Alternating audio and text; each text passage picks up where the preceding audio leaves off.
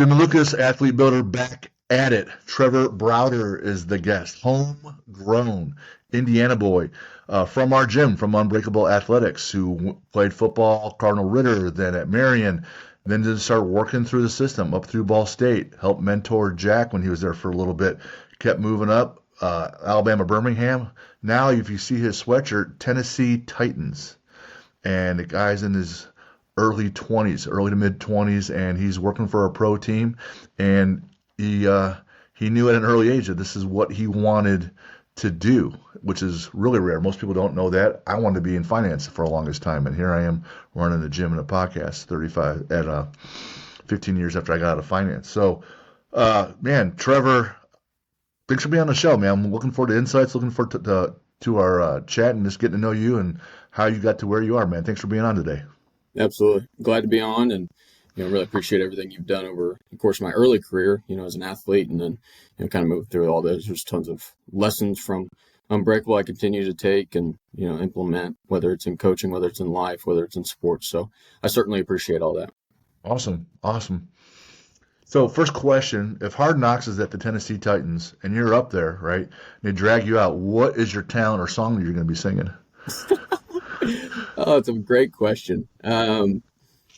It had to be some sort of country song, I would think, or a worship song, one of those two. Like, those are really, like, when you boil me down, that's about all I listen to. So it would be something like that if I. All right. What's a country song, man? We're gonna drill down into the weeds here. Alan Jackson, my favorite artist of all time, so I imagine it'd be one of his songs. All right. Now, I don't know if Hard Knocks is scheduled or not. The last season they had the AFC North and the Cleveland Browns, so we're not really happy about that. But working for a pro team, and how old are you, Trevor? 26. 26. That's outstanding, right? Talk about, the real question is, you said that, and as a sophomore in high school, I knew I wanted to play college football. Not I thought about it or I want to. I knew I was going to play. And then I wanted a career in football. How did that happen? How did that calling occur? Yeah, I'm a spiritual guy, so I know it was God calling, obviously. But really, I remember specifically when it was. I was a sophomore, wasn't driving yet, and I was standing waiting for, I'm sure you remember this name, Max Eganoff, him and his brother and his older sister, who took us to school when we were, freshmen, sophomores.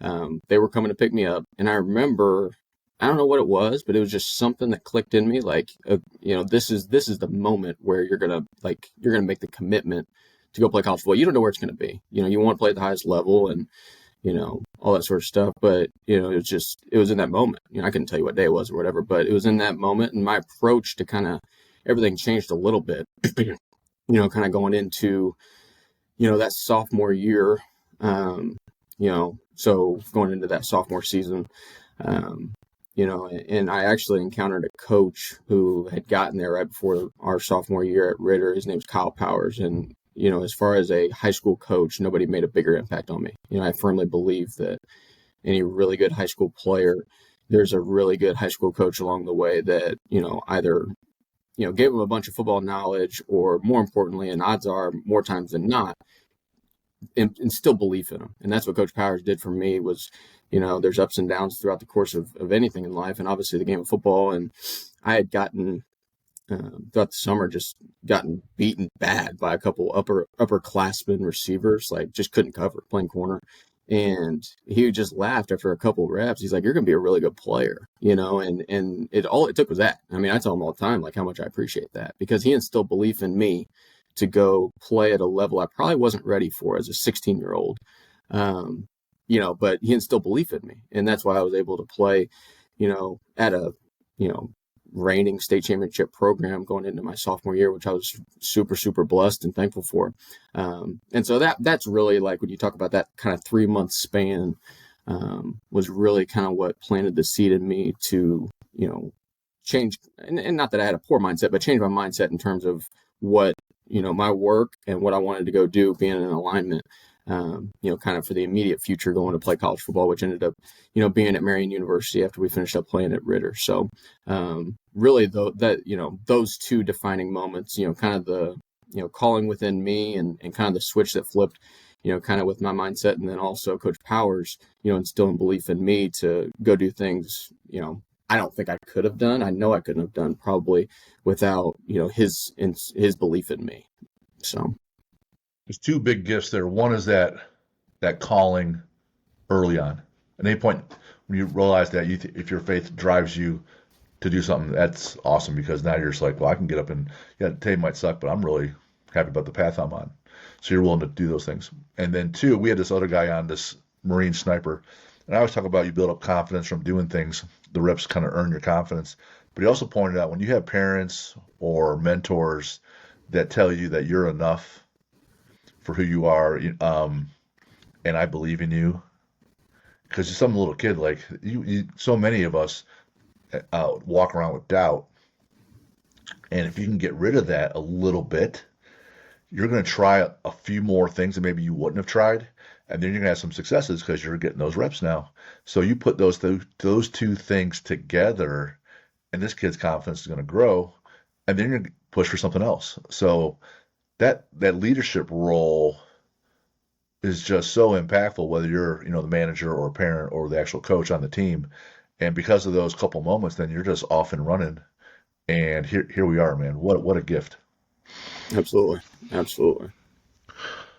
Now, there's wanting and needing and must doing things, but you didn't just sit there and like, I'm going to go to practice. Like, you started coming to our place and you lined up with Dustin, who was a college player and he's a strength coach, and then Zane, who we've had on, and he's a strength coach for the Colts.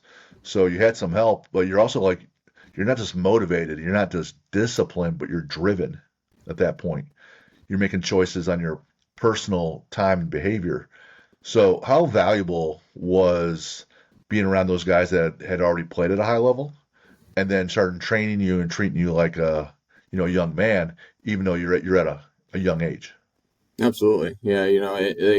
They push you to become something that they believe you could become, maybe when you don't even see it yourself, kind of similar to like what Coach Powers did without really even knowing it. But, they push you to something that, and I think it's calling of a coach is, can you push somebody further than, they're able to go on themselves, but on their own, with their own abilities. And so that's really what they did for me, both through casting a vision, kind of for what I can go do, but then also setting a standard, as far as what I could go accomplish, and holding me to that standard, even when I, tried to avoid that standard. They were there to, like you said, at a young age, to make sure I was at that standard, and they didn't let me shortcut anything. And then you look up in a few years and it's not in your DNA to shortcut anything. It's how you've been wired.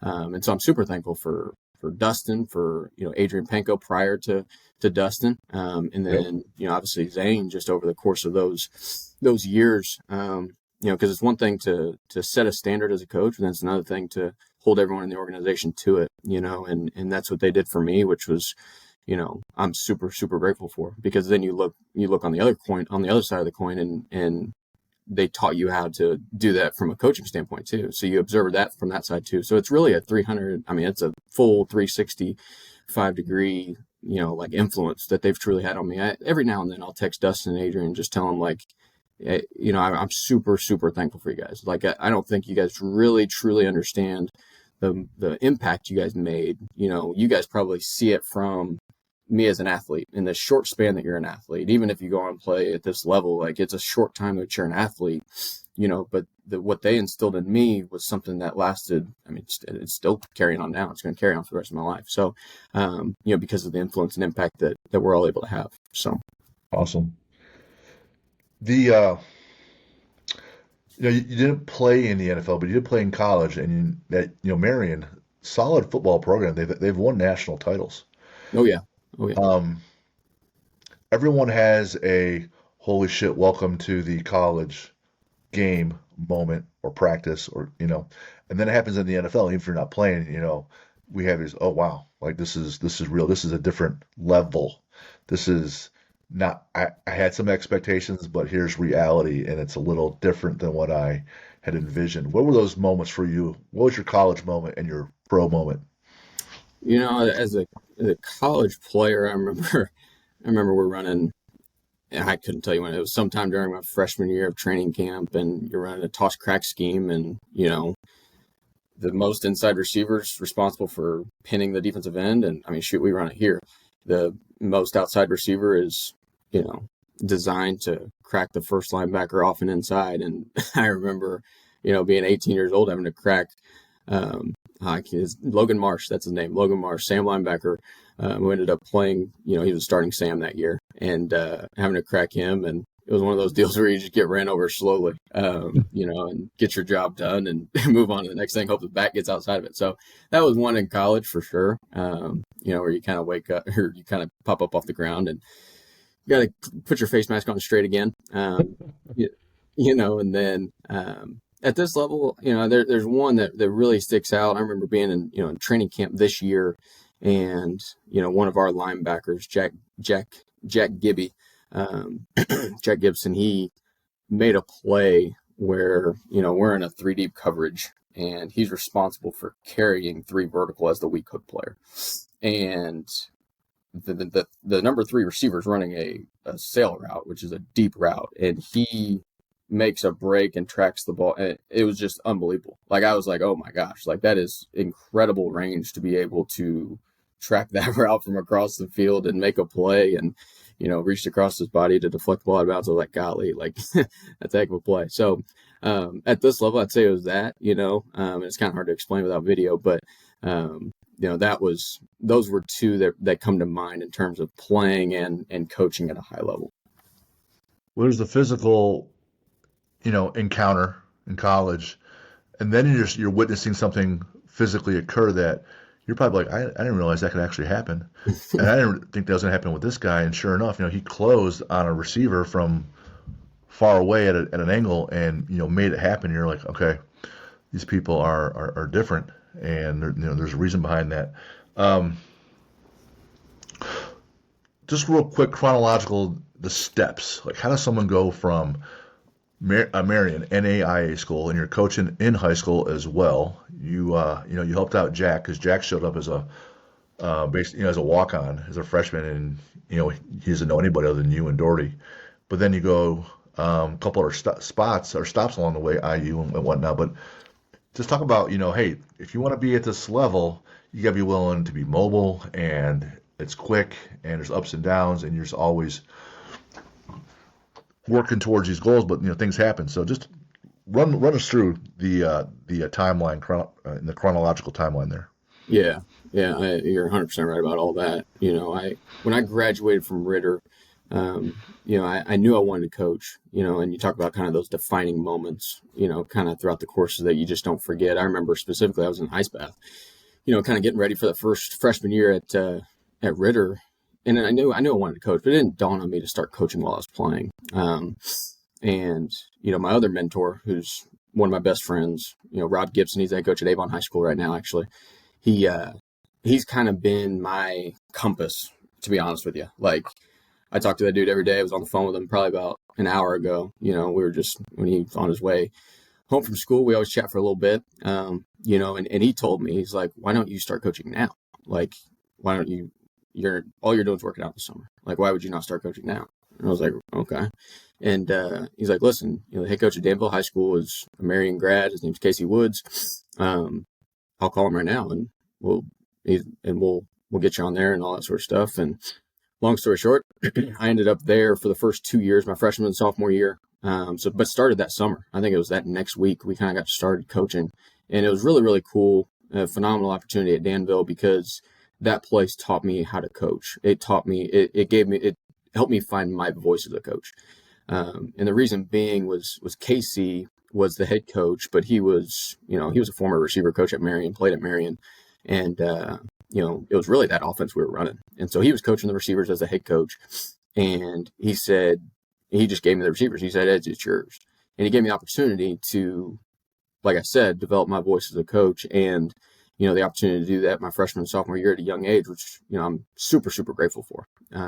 so I got the opportunity to do that. And a lot of people probably wondering, like, how do you make that happen while you're still playing in college? And, really the way I made it work was the summer, I was working out and I was able to make everything and all that sort of stuff. And then once the season rolled around, training camp was training camp. I was, how training camp is, like, you're, kind of in this, you're part of, this group of guys for 18 hours a day.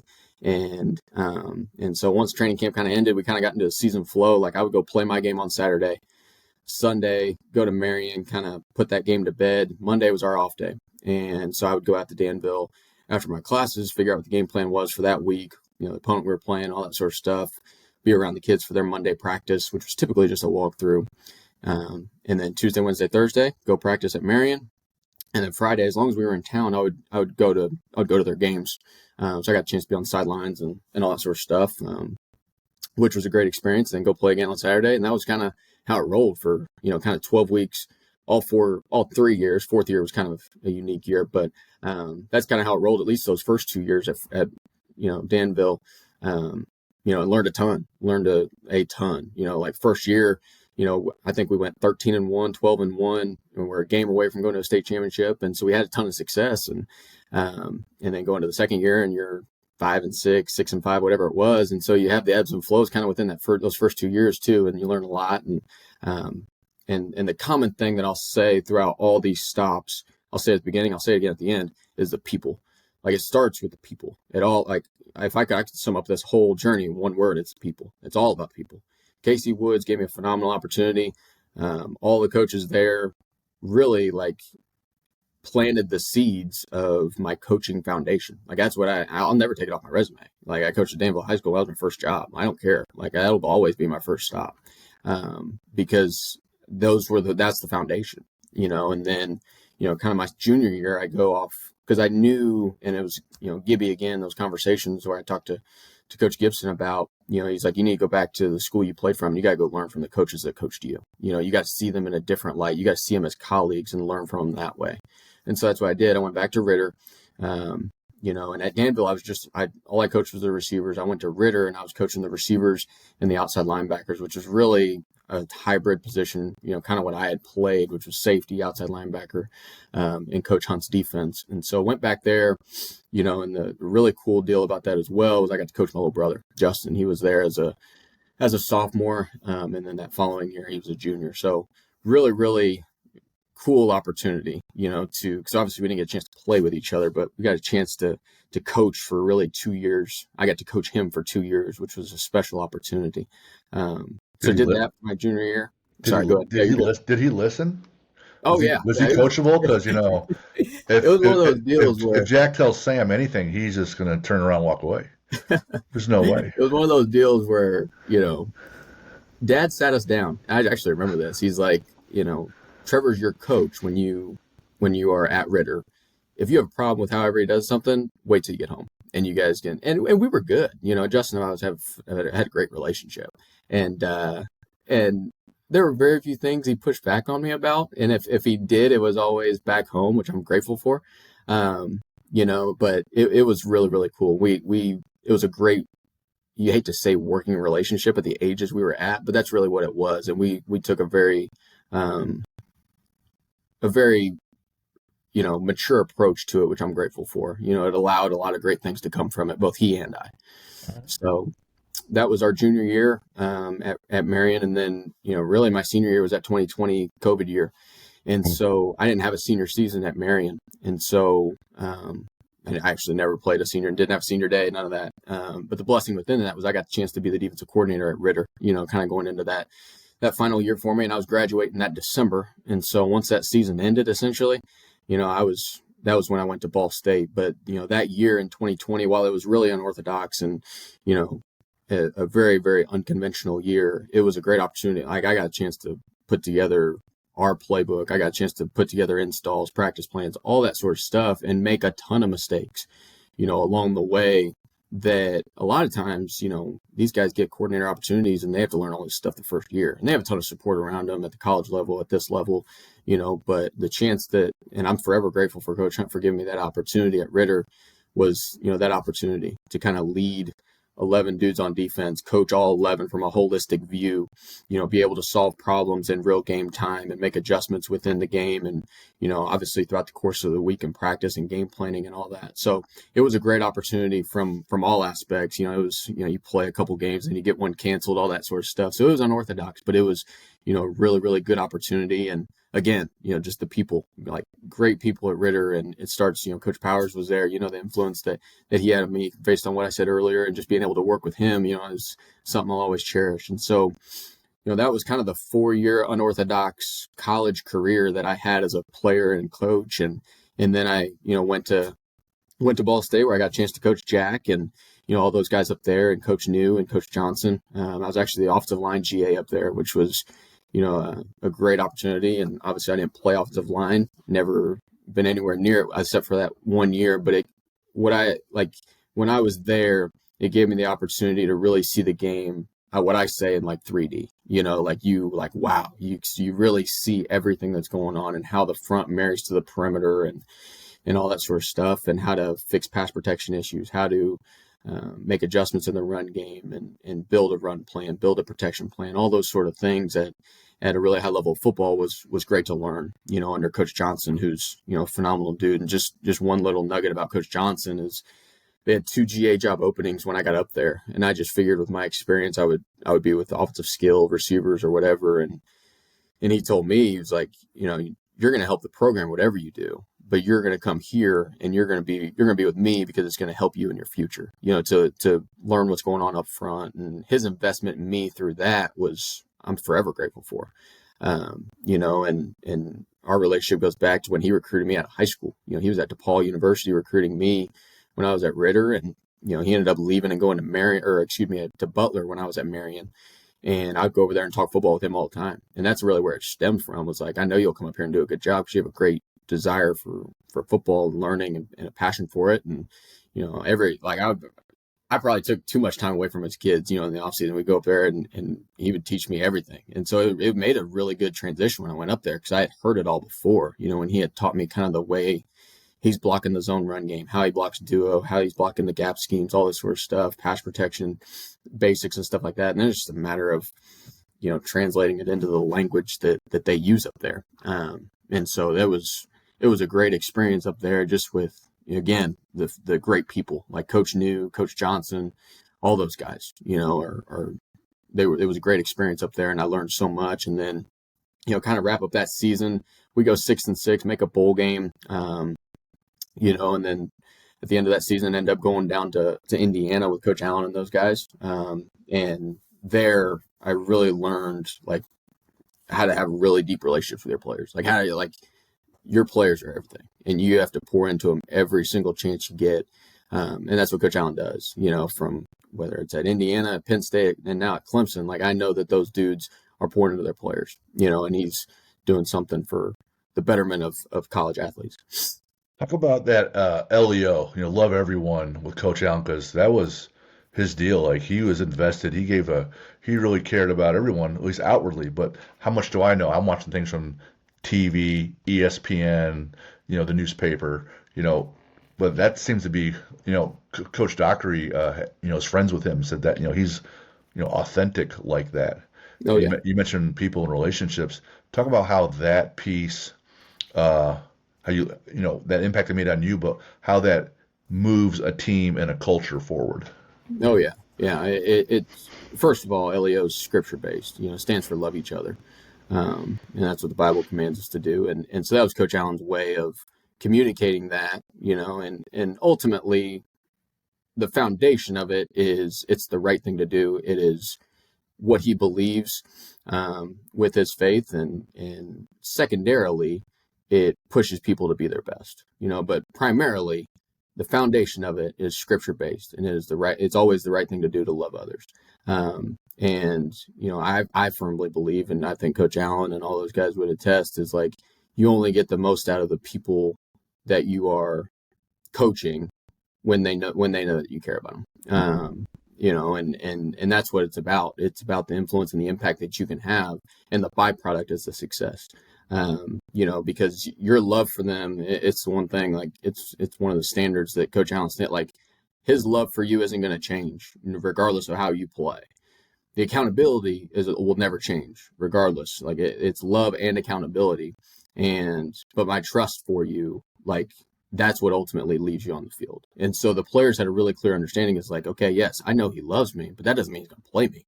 You know what I mean? Like he loves me for who I am and the person that I'm going to become. My job is to earn his trust on the field. And so I think that's an important thing that, I think players need to understand. Is like, it's not all the fluffy stuff as far as, you get everything you want when, you're part of this culture. Like there's a standard with it.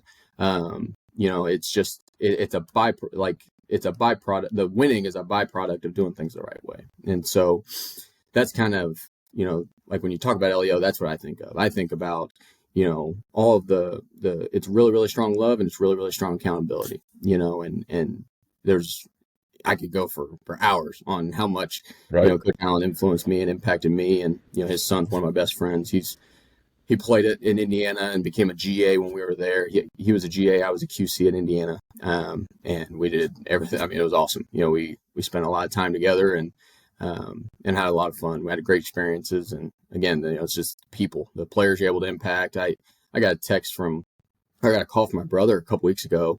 And one of our players who we had at Indiana is now coaching at Wabash with Justin. And I'm like, you got to be kidding me. Noah Pierre's there. So, when you build good relationships, those are the things that happen, and it's what it's all about. So that was the 22 season. 23, I went down to UAB, and being on defense in Indiana, I knew I was an offensive coach, and I knew if I had an opportunity to get back onto offense, I wanted to.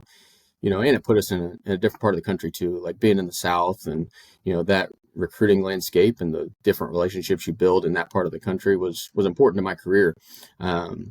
And so we went down there, and our assistant DFO at Indiana went down there with Coach Dilfer and his first staff, as his chief of staff, and his name's Cole Peterson, really good friend of mine. And he did a great job there. And they had an opening, asked if I'd be interested, and we interviewed the next day, and Ken went on down. And kind of a crazy story within that was I was at Indiana. We were down at the Senior Bowl because we had a linebacker that was participating in the Senior Bowl at the time. And where it's our last day, I'm literally about to board the flight to fly to Charlotte and then connect back to Indianapolis to head back home. And Cole texted me and said, "Hey, we have an analyst job. Are you interested?" And I was like, "Absolutely, yeah." Like that's what I ultimately want, was to get back on offense, especially a place like that. With all the history at UAB and really good program, and Coach Dilfer, obviously, it's super appealing. And he's like, "Okay, we'll interview tomorrow at I think it was 3:30, 4 o'clock, something like that in the afternoon." And I was like, sweet. So we jump on the plane, go to Charlotte, get on the plane from Charlotte to go back to Indy. Flight's canceled. And so now we're on a different flight the next morning to go to Detroit, and then Detroit to Indy. And I knew it was gonna be close. I was like, golly, like we're gonna be touching down in Indy. And then I still had to drive back down to Bloomington, get changed for the interview and all that sort of stuff, and jump on Zoom to talk to those guys. And made it, I think, with like maybe an hour or so, like as a gap or whatever, because they had, I think a team meeting that night or something. So he's like, yeah, we got to try and get this thing in as soon as possible or whatever. And, but it was awesome. And it was, ironically, it's hard to believe, that was the first interview I'd had. Those opportunities prior to that were all phone call. Would you be interested? And kind of just rolled from there, and had a phone call with the coordinator, the head coach. And that was kind of it. This was the first kind of interview where I jumped in with it was just a running back coach, Cole, who's, like I said, the chief of staff down there, and, kind of talked to those guys and told them what I think, what I believe, and a little bit of background stuff. And then called me about an hour later and said, "All right, come down here next week." And I was like, "Okay, sweet." So we went down there, and, it was, again, I just can't help but say it. I know I sound like a broken record. It's people like Coach Dilfer.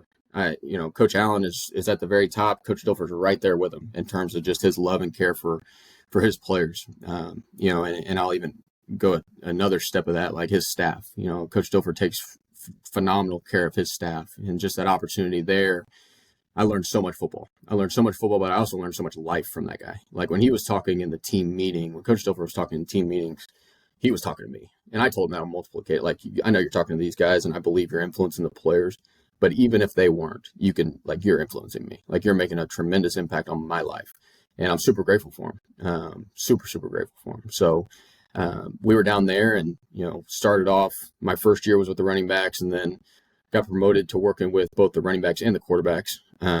And that's kind of when the Bill Walsh thing happened here with the Titans, which is a minority internship, which I was able to get last summer. And then so went through that, came up for mini camp, and then came back for training camp. And when that thing kind of wrapped up, Coach Callahan pulled me in and was like, you've done a really good job here. You've impressed a lot of people.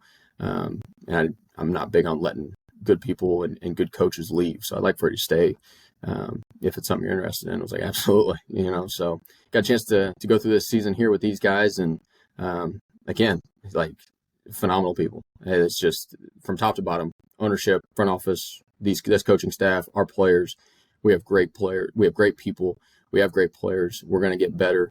And I'm super thankful for this place and just the opportunity to leave a small impact on this place, and just the platform that you have to be able to help others along the way. It's a great situation. We got a lot of work to do, but we're 3 months, almost 3 months through this off season. It's a lot of fun, just kind of, because it's what I've told a lot of people is like, it's almost like you're kind of going back in some ways to that first year at Danville, because it's just a new environment. It's a new game. It's a new everything. And so just learning so many new things throughout the course of every single day throughout the course of the season. And then, moving to this off season phase, it's been an absolute blast. So awesome. Man, lots to take there, lots to take in, and clearly the message on people.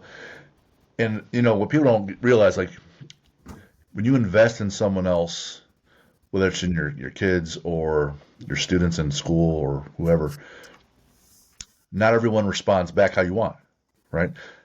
You push them or want for them or coach them and give them cues on life or how to lift better or how to run this route better. And some people take it to heart and they apply it, and some people are like, hey, they don't. So some kind of drift away, but some people really move forward, and when you invest in them, it's easier for them to move forward. There's also the other side. In every organization, there's folks that aren't always that awesome, and there's times when there's biases, there's things that are unfair, or they look like they're unfair, or maybe it feels like it's unfair. You haven't asked yourself probably, why is this happening for me? Instead of, you probably ask, why is it happening to me? When you see things like this person was treated poorly, or maybe you've been treated poorly, there's still a job to do. They're still trying to get a W on Friday, Saturday, or Sunday. There's still the bottom line in the sales meeting for an organization. What's your advice when people say, hey, man, this kind of sucks, or this is a bad outcome, or you just got cut and you worked your ass off? What have you witnessed as people's advice to say, hey, man, you're getting treated like shit, but hey, we're still moving forward? How do you get people to still push? Because it's not always sunshine and rainbows and LEO from everybody. Absolutely. Yeah, I think it's kind of twofold in some ways. Like, for me, it's not your responsibility to love your role, but it's your responsibility to be your best within that role. And that's what I've always tried to do, whether, as a player, as a coach. Like, you have a job to do, and the entire organization is counting on you to do that job and to do it to the best of your abilities, regardless of if it's at Danville High School, if it's, Indiana University, doesn't matter. Like, there's other people that are counting on you. It's bigger than just you, and that's what I've kind of realized. Like, when what you're calling to do, what your purpose is as a player, as a coach, when it's deeper than just yourself, those things, like those the things that you don't feel like doing come really, really like slim. Really, like, there's just not a lot of things that you just don't want to do because you're doing it for something bigger than yourself. And so that's what I would say is when it's rooted in something bigger than you, a lot of those things go away, and a lot of those things dissipate because you're thinking about your purpose more so than you're thinking about how you're feeling, for a lack of a better term. Gotcha. If you're doing what you're asked to do and it's your calling, then the actual activity, in theory, and that should be the reward, not the shiny event, the big prize at the end. It's, hey, this is for me, my calling is to help people become the best they can mentally and physically. Typically that's with student athletes or adults, right? So there's plenty of things that suck, like sweeping the floor, You can say, man, I'm 50 years old. I have an MBA and I've been working with people and I managed millions of dollars on top of all this stuff back in the day, right? Here I am sweeping the floor, right? But it's still part of the deal, right? And the calling is to help these people be better. Well, the entire experience is part of that. And you're right. If you can dial into your calling, then it's pretty easy. You're traveling all over the country because you knew as a sophomore, hey, I want a life in football, and this is the deal. This is the deal, the life in football. You always hear about people like, hey, there's only a handful of people that are that gifted, they're going to be great. But there's still plenty of gifted people, and there's probably more than a handful when you're at certain levels. But then others will always say, hey, you're never going to outwork me. You're never going to out this me. Peyton and Brady are legendary for it. Tiger Woods is legendary for that. I'm sure, I don't know what the divorce rate is for coordinators and head coaches, but a lot of times they got, couches in their office and they're sleeping on and stuff, right? So talk about some, where you witness, hey, this guy was good, but he made it really, really far because he outworked everybody. And what did he actually do? What were some of that person's have? This person just really got more than I could ever imagine out of his tank of gas because he was doing this, this, and this. Sure. Yeah. And I'm not sure if this is exactly what you're asking, but and it's going to sound crazy to say, I've been super, super fortunate to be around and I've been modeled a really, really efficient process of doing things. At Ball State, we had a great process of being able to because at the end of the day, putting together a game plan each week takes a lot of time. And there's a certain, no matter what you're doing in the game of football, it takes time to put together a game plan. It takes time to recruit players. This profession takes time. But I've been very, very fortunate with the people at all these stops that I've been shown a very efficient way of doing things. And you don't waste movements. I think that if you're wasting movements, number one, you're getting passed up. Number two, you're shortchanging the players because ultimately it's about them. It's about the most important time that you have is with the players. So if you're wasting time in your preparation, you're taking that time away from the players, and then as a byproduct, obviously you're shortchanging your family. And so I think it's all tied together. I'm not sure if this is exactly what you're asking, Jim, in terms Sure. of, kind of that. But to me, efficiency is what it's all about in terms of we're going to work really, really hard, but we're also going to make sure that we're doing it in the most efficient way possible because there's other people counting on us. Our players are counting on us to be prepared for meetings and have, sharp minds and clarity of mind and focused thoughts and godly thoughts, in my opinion. And so, and then obviously that pours into our families to be able to, give everyone around us the best version of ourselves. I think it stems from efficiency. You read a Jocko book on leadership. There's a little chapter on prioritizing and executing. You listen to Hawthorne about living in the woods, about just being an essentialist, and so a lot of folks will say it's not that I'm prioritizing; it's that I'm stripping away so much noise. And so what it sounds like, what you're saying, for those that really perform at the highest level, there's only a few things that they need to be working on, and there's 1,000 or a million other things that could pull them in a certain direction, whether it's a coach or a player or a staff member. You could be on your phone if you're just a high school kid scrolling around, or you could be following someone online specifically because they talk a lot about your play. So they talk about maybe the receivers, and this guy's always putting out content about receivers. So maybe you're on your phone, but you're actually using it to your advantage. So I think if I'm hearing you correctly, the need to prioritize and execute at each level gets more and more critical. Absolutely. Absolutely. Because you can say there's more. Yeah, you can say there's more people at, when I get to X school, I'll have all these assistants, but then you're just going to find more work to do. Yeah. The work ain't changing. No. Whether you either strip things away because you have less people or you add things because you have more people. And so the efficiency stays the efficiency. Right. You have to, exactly what you're saying, you have to prioritize, and make the main thing and get things done in the most efficient way possible to produce the best version of yourself for the people around you. The analogy that we say in the weight room is that it doesn't get easier, you just get stronger. Mm-hmm. You're lifting more reps, you're doing heavier weight, you're doing more volume, and you go from a 300-pound bench to a 500-pound bench, but you're stronger. Yeah. But it's not a hell of a lot not easier.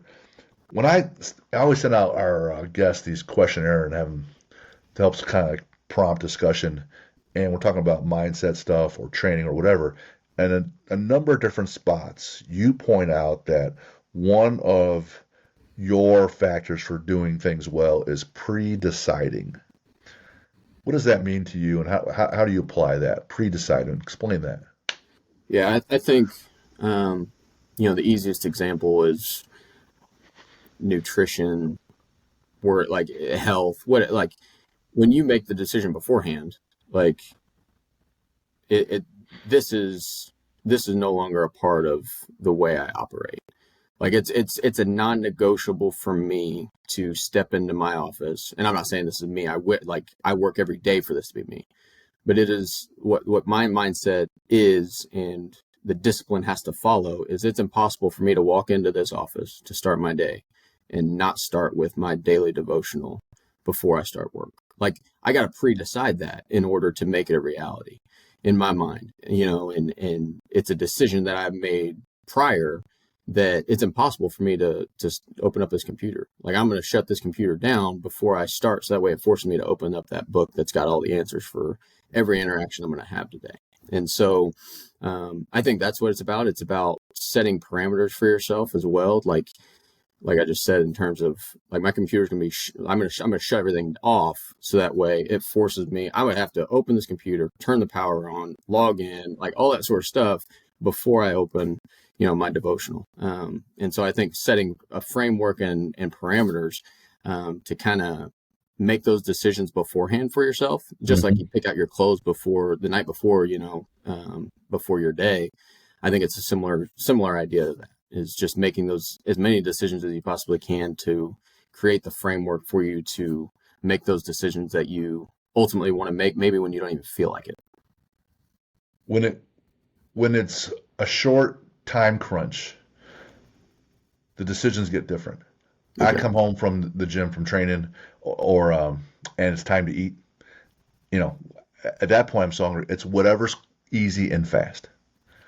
Now, what's my pre-deciding process? Luckily, I have my wife who's really good at nutrition, and she doesn't mind doing this for me. So she'll make breakfast casseroles, and we'll grill up chicken sausages, right? So the food is ready on Sunday for my breakfast Monday through Friday. So when I come home, all right, this is fast. It's there, but it's also within my nutrition numbers I want to hit. There you go. Otherwise, I'm just going to go, this is fast. I'm drinking a shake, and I'm going to probably throw in a bunch of shit like Pop-Tarts or whatever. But if you think about it in advance, I'll listen to Mickey Marotti. He's like, yeah, we tell our guys, if you're going out to this bar, nothing great happens past midnight. So pre-decide, hey, I'm leaving at this time. Pre-decide, this person is driving. So with the harp, this is really challenging because I built this nerdy planner for our athletes, and I have my high school kids using it. Now, what we're asking these kids to do is be mature adults at 14, 15, 16 years old. And what it does, is we're prompting them, just like you said, what are your targets for next week on your nutrition?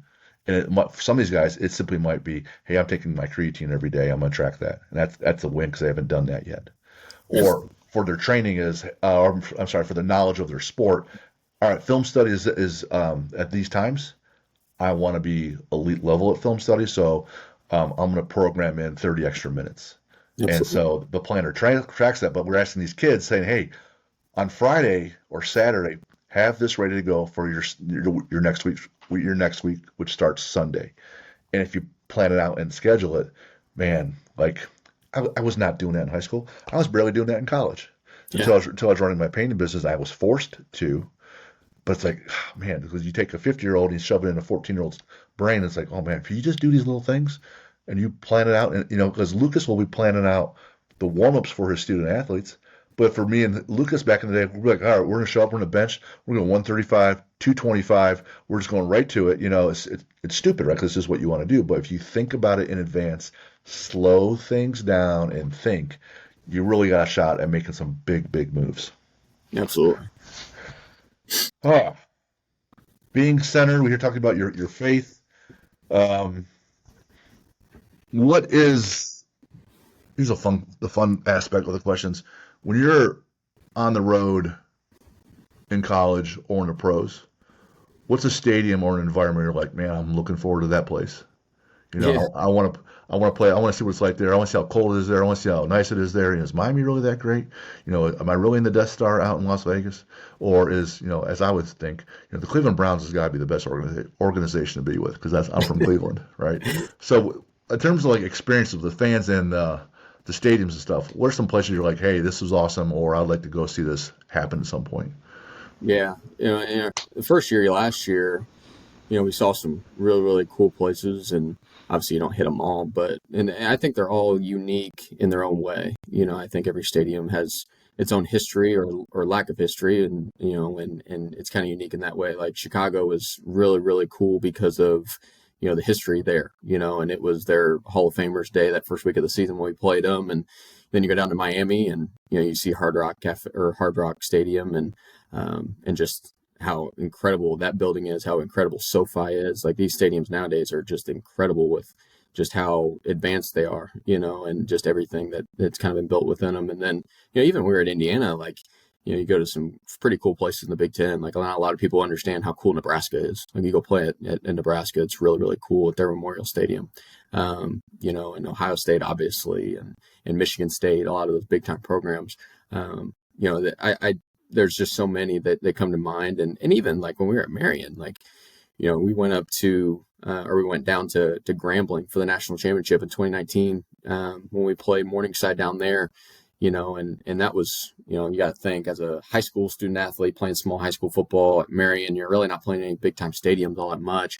Like you're playing at Grambling, an FCS stadium, and it's like, wow, this is a big time stadium, and Right. so the perception of it, was really, really cool. And obviously just the standard of it being a championship game and, all that sort of stuff. So really it's been fortunate, just the places you're able to see, the people you're able to meet along these different places you're able to go, in this profession, both as players and coaches. There's so many places that are unique for their own reasons.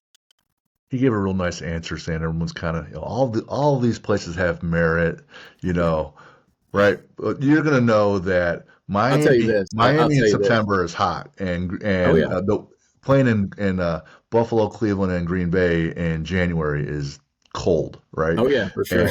And Arrowhead is loud, right? For sure. Absolutely. Absolutely. We'll figure out more of those as we kind of go along. But I will say one of the cooler ones was going back to Indy, and playing up there. We had played there, I think 3 or 4 times in my high school career. And so going back there and kind of being in a different, you don't have a helmet on for one of the first times in that stadium, Right. and so that was pretty unique, and seeing all the people there, it was really, really, really, really cool experience. Obviously we wish we would have come out with a victory, but, and it was the weekend before Christmas. So I actually got to spend Christmas with my family, kind of that weekend, just kind of testament to how God works. That's the challenge, right? Detroit, Dallas, they're playing Thanksgiving. There's turkey legs going out. There's games on Christmas. There's games, all throughout. And, Sunday, Lord's Day, right? So there's the sport takes over, right? And you might be doing well, and the whole team gets, or the whole staff gets fired, and things change. It's got to be hard on relationships, right? Especially for a spouse, or if you have kids, it's got to be hard. So, like, I know you said you had a girlfriend. That you mentioned you guys had talked about that, and what you guys do personally isn't my business or anyone else's. But how do you guys work at keeping those relationships solid? Because as a player or a worker, you have your leadership teammates, you got your teammates on the field or your coworkers, and then there's your support team, family and friends. Like your parents are huge supporting you, your friends support you, but there's your family at home. So if any one of those 3 components, the leadership team, the teammates on the field, or support team, is not lined up and jiving, the machine breaks down. Oh yeah. So talk about the importance there on those interpersonal relationships, keeping the whole machine running. Absolutely. Yeah. You said it perfectly. Like, I believe you have to, at any high level event, like I think you have to have a support system. You have to have, I've been very fortunate just with amazing parents, who have went above and beyond throughout my playing career, my education career, and then obviously my coaching career. I don't know how many games they've missed of me coaching, just them being around for me to watch me coach and watch our, and this, the care that they have for our players, our organization, from afar is amazing. And my grandparents, I'll add them to it as well. Like, they watch every single one of our games, and their unconditional love for me doesn't change regardless of the win or the loss. And so just having those people whenever, I pick up the phone and call them, or I'm able to come home and see them, it's just, I can't describe how much those people mean to me, and then obviously my girlfriend on top of it, just, we've both made decisions career wise, to kind of put those things first. I shouldn't say that to put those first, but to prioritize those things, and as far as our advancements in our career, because she's going to be going to law school this fall, and just all the things that she has going as well. Like, I think it's just important to support one another along it, whatever that looks like, whether that's supporting from a distance or supporting, through constant communication, whatever is needed for those relationships. Like, I know my parents, they value the time I'm able to spend with them, whether it's on the phone or in person, like whatever those people value, trying to meet those needs as best you possibly can, and then being aware of the responsibilities that you have within that. And it ultimately comes down to, again, pre-deciding those things and making those things priority, non-negotiables in your life, and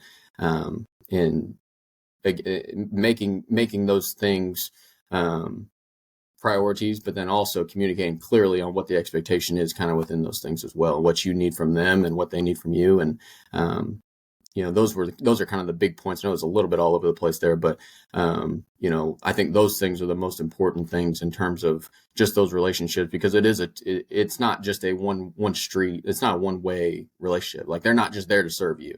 In my opinion, like I'm there to serve them. It's a relationship, it's a relationship with my parents, a relationship with my grandparents. Like, you guys, I have to pour into you guys just as much as you guys pour into me. And so I think that's important for high achievers to understand as well, is that two-way, because so many times you can look up and they're just serving you.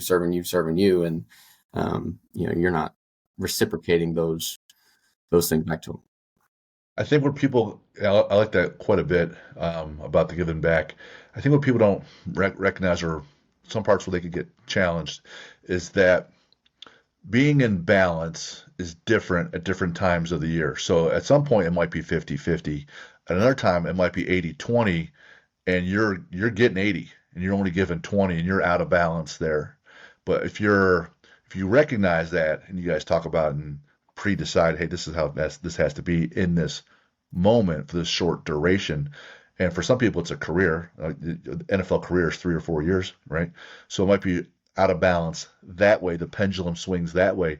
Well, when you're in the off season, or when you're out of that role, it needs to swing back to help compensate and say, hey, you really poured into me and sacrificed some things here. I want to do the same for you. And if you kind of have that pendulum going back and forth, because it's never really static at 50-50, but you point that out, and then, if I tell my wife, hey, I'm making a big push here, I want to grow this thing, and I got the next 2 years, she's gonna be like, all right, well, in 2 years, it's not 25 months, it's 24 months, and there better be a payoff, because we're all making this decision together, right? So I think if you let the pendulum swing back and forth like that, then it's a bit healthier, and you got a shot at sustainability at that point. Otherwise, it gets into that habit of, well, I'm just always receiving, which, cool, fun, right? Easier, but it's not sustainable. It's not really that rewarding. Absolutely. And I think you said, like, in my opinion, especially in the world I live in, and us as football coaches, players, like the terms of the year, I think that's so huge. Is in some ways it's 6 months on, 6 months off. Which is, it's not never exact, like you were saying, but, that's how I try and look at it, is, really once the season ends to, the end of summer vacation, is how much can I give to those people? Like, how much can I pour back into all those people who made sacrifices to come to the games, but all that sort of stuff. Like, Sure. When you said that's what it is, Yeah. and so much of what our world, is tied to is the phases of the year. Gotcha. I know back in the day, a heavy deadlift from blocks with Dustin, big pulls, right? He always had Creed blasting, in the background, to the point where you get a little tired of it, but still love Creed when you're lifting. What do you listen to when you're training? Oh, you're not gonna believe this. Podcasts. Okay, well, I know one. Yeah, there Yeah. you go. Yeah. But yeah, no, my like that's what I listen to basically. If I'm in the office, if I'm working out, if I'm driving, very rarely will I listen to music. But Okay. um, the three kind of buckets that I kind of consume are football, coaching, leadership, like that kind of just bucket of podcasts. Um, Spiritual development, which is like I've got the podcast of this, like the church I went to in Bloomington, the church from Birmingham, the church, just all those different places. 'Cause then you look up and you're like, man, I got 5 sermons to listen to on Sunday throughout the course of the week. So that part's been pretty cool.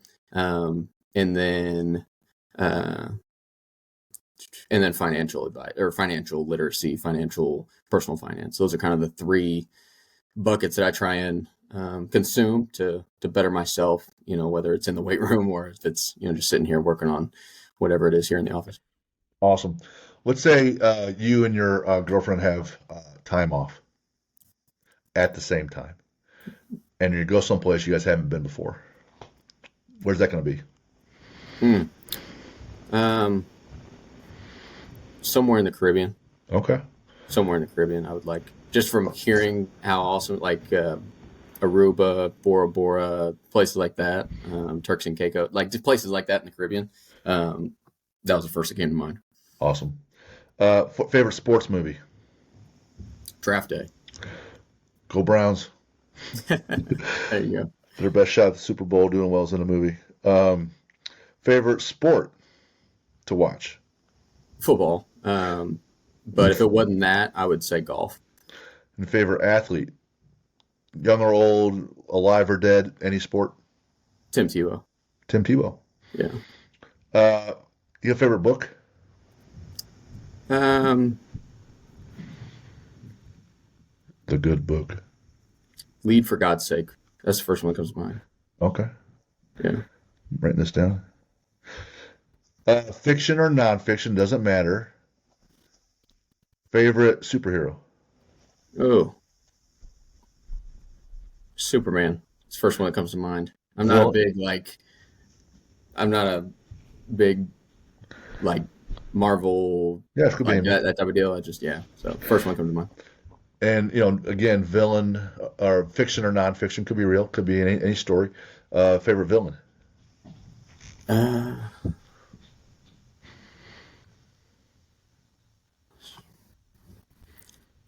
can I say like a sports player who was Yeah. technically like the bad boy Pistons. Those guys were Oh those my guys were yeah. goodness. Are you even old enough to watch them? Oh yeah. No. That was 30 for that was 30. when I was a kid. 30 for 30. They're all okay, got it. Yeah. I was alive back when they were playing. Yeah. The Pistons. Favorite lift in the gym to do? Squat. That's mine. Because it always made me, I was always terrified of it. And I was always wanting to push that up. I'm like, if you put that bar on your back, there's a level of fear when Yeah. you're going for a new max. And that's why I appreciate it. You got a favorite quote? Give you a Bible verse. Great. Proverbs 3:5-6. Trust in the Lord with all your heart and lean not on your own understanding. In all your ways acknowledge him and he'll make your path straight. Love it. Other than on the field for the Tennessee games, where if people want to reach out to you, where can I find you? On Twitter, probably the easiest way. It's just coach_Browder, I think. Are you talking about like to reach out on social media? Is that what you're Yeah, talking yeah. That's why. about? Yeah. Right. Gotcha. All right, cool. Man, Trevor, great having you on the show. Want to thank you for being on. Also want to thank our guys over at Jocko Fuel. I'm constantly addicted to them. If you guys want to have questions for Trevor or for us or any other prior guests, info@athlete-builder.com. The planner we were talking about, that's what it looks like. Goes along with the book. Athlete Builder Summit also set up June 7th. Last year's was really good, and this year's already better with who we got coming. So be on the lookout for that. June 7th. We got a number of speakers on how to build people mentally and physically. So Trevor, man, awesome time. Good catching up. I'm glad I saw you at Timmy's shower. Another one of the boys from back in the day at the gym who's getting married, and it's great to catch up there. It was I was God put you in front of me. And I'm like, hey man, let's get on the show. Let's talk about your journey because who goes from Cardinal Ritter and then through my gym and now he's coaching the NFL, which my wife prompted me and said, how come we don't have a Tennessee Titans flag for him and a Colts flag for Zane Fakes hanging out in our gym because that's where they work now. And I'm like, ordered. Let's go. Hang it up. So we'll have a Absolutely. picture with Trevor and the flag. Of course, she also pointed out how cute you were. So uh, awesome time, Trevor. Thanks so much for taking the time today. Absolutely. I appreciate you guys having me on. And yeah, no, it was great to see you back at Timmy's open house and just getting the chance to catch up and obviously being on here. So I appreciate you guys having me on. For sure. Best of luck with the season. Yes, sir. Thanks.